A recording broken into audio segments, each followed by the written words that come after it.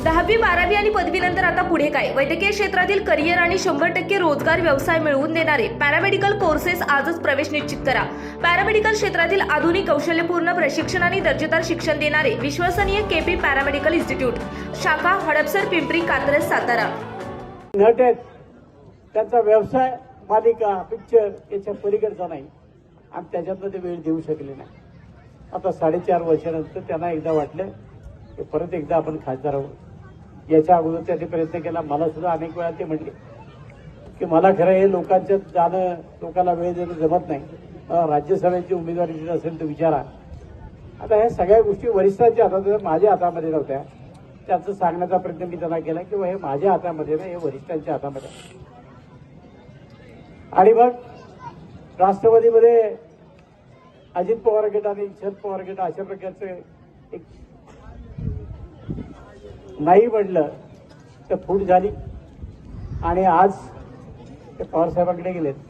आम्हाला पवारसाहेबांबद्दल काहीच बोलायचं नाही, कारण या महाराष्ट्राच्या जडणघडणीमध्ये त्यांचा सुद्धा हातभार आहे. पण गेली 25-30 वर्ष पुणे जिल्ह्याच्या, महाराष्ट्राच्या राजकारणामध्ये अजितदादांचं योगदान हे वाखाणण्यासारखे. आपण घरचा कारभारी निवडतो, त्या कारभारीच्या मागे घरातले सगळे लोक जर चिचून काम करायला लागले तरच कारभारी चांगलं काम करू शकतो. हे घर सांभाळायचं, राज्य सांभाळायचं काम अजितदादांनी केलं. आज साहेबांचं वय 84 वर्षापेक्षा जास्त. साहेबांची प्रदीर्घ सेवा झाली हे आम्हाला मान्य आहे. पण तो नाही म्हणलं तर वयाची मर्यादा कामावर येते, हे आम्ही जवळ पाहिजे. एखादी गोष्ट साहेबाला सांगायची म्हटली की साहेबांच्या फारशी ती धरात राहायची नाही, साहेब लिहून घ्यायचे. परंतु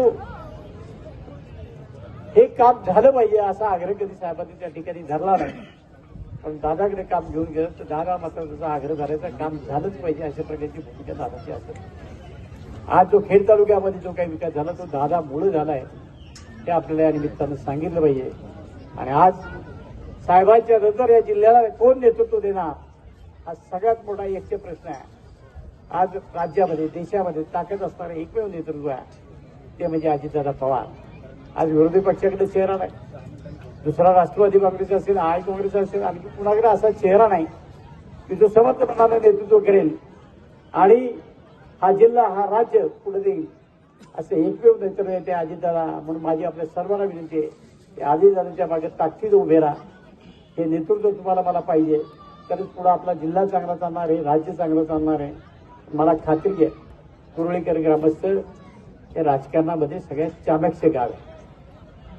या ठिकाणी काही निर्णय घ्यायचा हे निश्चितपणानं ते ठरवतील. आता काही लोकांची कदाचित आवड निवड वेगळी असू शकते बाबा, पण ह्या वेळेला मात्र या सगळ्या आवडीनिवडी बापू पुढे गेले. बापू विचार करा, नेहमीच विरोधामध्ये राहू, नेहमीच वेगळा विचार करून चालणार नाही. कारण अजितदादासारखं नेतृत्व हे जर आज आपण गमावलं तर जिल्ह्याला कोणी वाली नाही, एवढीच गोष्ट ध्यानामध्ये ठेवा.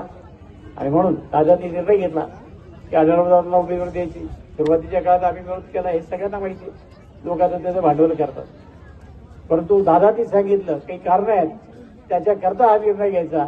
की त्या दिवसापासून आढळराव पाटलांना शब्द दिला, त्याप्रमाणे तालुक्याच्या कानाकोपऱ्यात फिरतोय. आजही आपल्या गावामध्ये तेच करण्याकरता आलोय. माझी आपल्या सगळ्यांना नम्र विनंती राहणार आहे. आढळरावदादांनी मागच्या 3 टर्म खासदार म्हणून काम केलेलं आहे.